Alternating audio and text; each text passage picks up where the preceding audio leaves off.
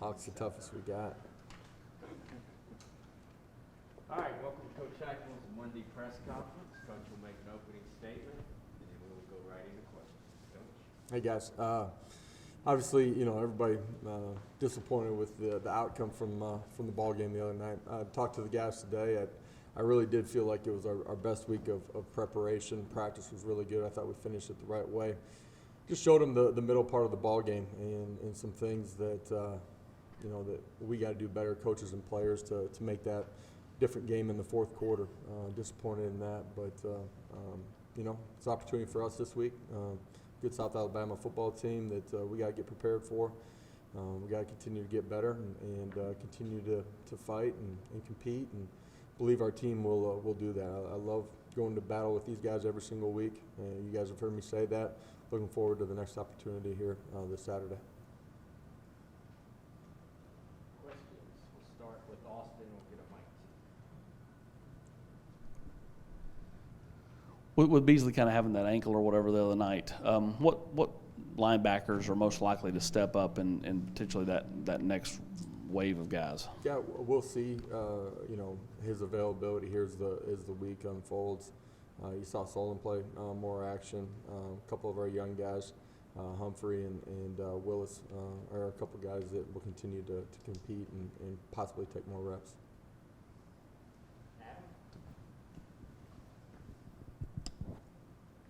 Is there any update on any conversations you've had with Hendon about whether or not he will return next year? And if not, when do you think those will happen?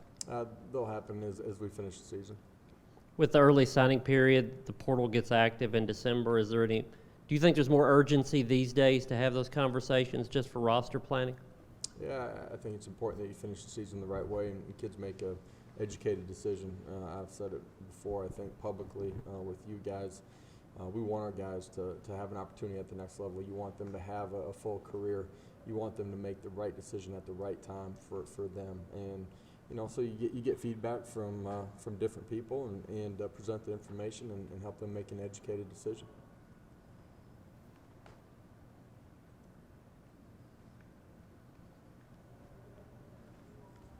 Coach, Jeremy Banks had his fourth straight game with over 10 tackles. How instrumental has he been in holding down that linebacker core with players like Jawan Mitchell and others being out?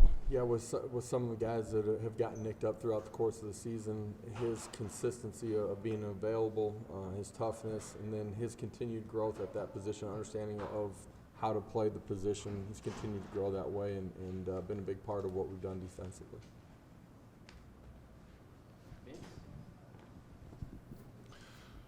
Cedric, you talked about his development, 200 yards obviously in the game. What are the specific things that you've seen the most growth in him that's allowed him to take advantage and have that success? To me, it really just dates back to when I first got here, and that's a guy that's been extremely focused on continuing to change his body, gain strength, development inside the strength and conditioning area. A guy that has probably spent as much or more time understanding what we're doing, right? And I'm just talking about offensively and really being diligent and watching film, right? Then you get into spring ball, his first 5 practices, consistent in his work ethic, but you saw growth from first 5 to second 5 to third 5. In that, he's gained a ton of confidence and belief that he can be a really good wide receiver at this level. Then you've seen him progress throughout the season because of his work habits have consistently continued to grow. I say this to our football team a lot, the guys that put the most into it are the guys that get the most out of it. And it doesn't always happen immediately when you want it, but man, it rings true over time. And I think his work and toughness and who he is has shown up in his season this far.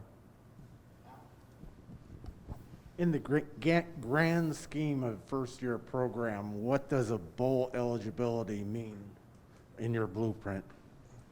Well, it's big because it shows progress in year one, just over the course of the season, but then the practices on the back end of it, instrumental in continuing to develop your young guys. You get another few weeks with them, strength and conditioning in the weight room too. All those things are huge, and as you push your program forward, the big thing for us is just focusing on this week, though. I think that's really important, and you know, our football team understands, right? When you play really good opponents like we did last Saturday against Georgia, they're gonna make some plays, right? And we're gonna compete and make plays too. Controlling what we can control and being in the right spot at the right time are the things that we got to continue to get better at to be the absolute best that we can. It's in some ways, not really in some ways, you're in a race against yourself. And you know, our kids are taking great pride. They care. They were hurt by the end result of last Saturday, but shoot, we go out on the grass today and they're ready to compete and work and get better. Ben and Rob? Josh, do you expect Javante Payton to be available this week, and what did you see from Ramel and stepping up for him on Saturday? Yeah, I thought Ramel did some really positive things. Without the ball in his hands, I thought he did a good job on the perimeter blocking, in particular for some of our perimeter screens. Did a good job when the ball was in his hands, too. He's got a tunnel screen, does a nice job on, makes a play on a nice shallow, and catch and run after it. There's some things that, you know, he'll learn from and get better at, in particular against press coverage, but I thought he stepped in and did a lot of really good things. And Javante? Yeah, we'll see as the week unfolds here.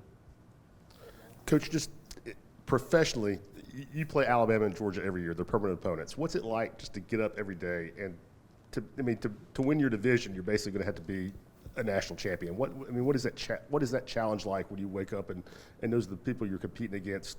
You know, not just on the field, but in recruiting 365. Yeah, I mean, that's why you want to be here. You want a chance to have the ability to compete against the best and then go beat them. Certainly that's the bar in this conference and for us with our schedule. It's a challenge that our kids wake up to and I do every day. And we go compete and keep pushing forward and we're in a race to get there as fast as we possibly can, but we will. Coach, kind of following up what you said about Tillman both just now and after the game, you talked about how consistent he is in his approach. How do you get more players to kind of have that same mindset and follow that program? Do you kind of have to recruit those kind of guys? Is it player leadership? How do you get more of those guys to kind of follow what he's been doing? It's everything. It's setting standards inside your program, them meeting it. It's got to be player driven from within the locker room too, and that happens, you know, by position sometimes, and sometimes just great leaders on any side of the football. You want to continue to recruit guys that have that type of mentality, but you got to develop it inside of your program too. And you know, you push forward every single day, and everybody gains those inches. That adds up to the differences that you need to make. You know, in the football game the other night, like there's little things that we can do, coaches and players alike, to change the way that game's played into the fourth quarter. It's a really good football team, one that, you know, in all likelihood will be in the college playoffs. So we'll just keep grinding it out. Vince in Austin. Josh, in points scored for your team, your best quarter is the first quarter, second quarter is the worst, and it's pretty even in points scored and allowed in the third and fourth quarter. I'm sure there's always a lot of different reasons in each game, but is there an overriding theory as to maybe why that might be happening? I have the ability to just continue to be dialed in the second quarter. You experience success, not taking anything for granted, doing the ordinary things at a really high level. When we do those, we move the football, right? When we don't, then you struggle. You know, we look at the pass protection the other night in the second quarter, some things that we struggled with. Hendon's a little bit off, and all of a sudden, you know, you're going 3 and out or turning the ball over at midfield, and it changes the way the game's played. Just got to do those things at a really high level. When we did, we had success. And the so-called 50-50 balls for a quarterback to receivers, how do you teach that in knowing when to give the receivers a chance, just throw it up, even if it's underthrown a little bit, so the receiver can adjust? How do you teach that aspect of it? Yeah, I don't think we've had any turnovers on the 50-50 ball, you know. I'm not sure that's what your question was, but No, I think that's what when to throw it just to give the receiver a chance versus, you know, trying to be too perfect in some of those throws. too perfect on which throws.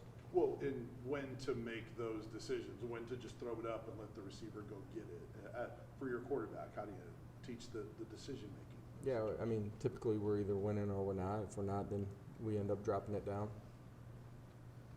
You referenced earlier, just sometimes it takes a while for a player to get there. You look at Theo, Cedric Tillman, Jerome Carvin, those are all guys that maybe didn't play a ton as freshmen or sophomores, but are now having a lot of success for you guys. As a coach, do you have those top players talk to some of these younger players that aren't playing? Because I think it is a shock value when you go from high school being the guy to, potentially having a red shirt or not playing as much as a freshman as you'd like. Yeah, I think it's important that your players understand growth. I think it's important that your coaches talk to young guys that come in and maybe on a practice squad and not experiencing a ton of playing time early in their career. You have the players that are older too. Try to help carry that message to young guys.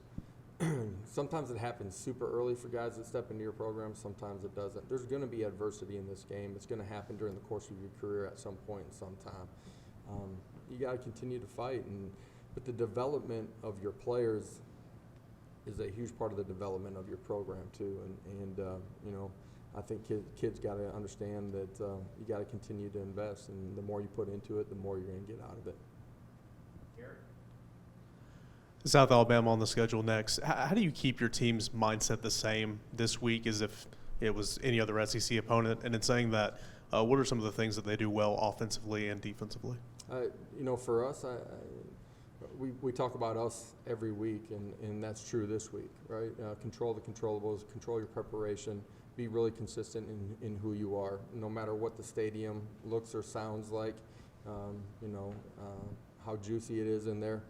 Our competitive nature has to be the same and really consistent. I think that's one of the ways that as a football team we've continued to grow is in our preparation. You guys heard me talk about a lot about that early in the year, that I wasn't happy with where we were at. I do know that we have grown in that. This Saturday, next opponent, it's the only one that we get to play this week. We need to be ready to go play. Yeah, Coach, talking about Byron Young, he had his third sack in 2 weeks against Georgia. How have you seen his growth since his debut against Tech? Yeah, I thought on Saturday he played with relentless energy. Some of those sacks were because of great coverage on the back end where we're matching things out. Quarterback's got nowhere to go. He's able to counter his initial move and then go apply pressure to the quarterback. Huge play early in the second half. I think first drive on third down, he's able to make the play.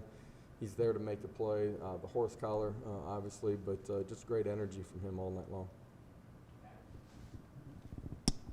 Joe led a touchdown drive the other day through some good balls at the end of that game. I'm sure you've seen progress from him in practice. How much more are you convinced that he's making progress when you see it in a game? I think game action always, your success in that is a result of your preparation and your practice habits. He's continued to grow in a lot of those ways. He needs to continue to push and compete in those areas for him to be his best. It was good to see him have success the other night.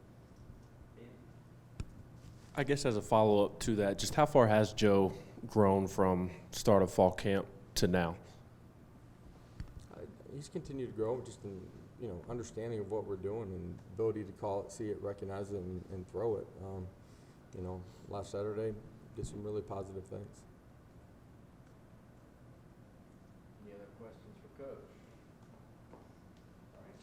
Guys, appreciate it. Have a great afternoon.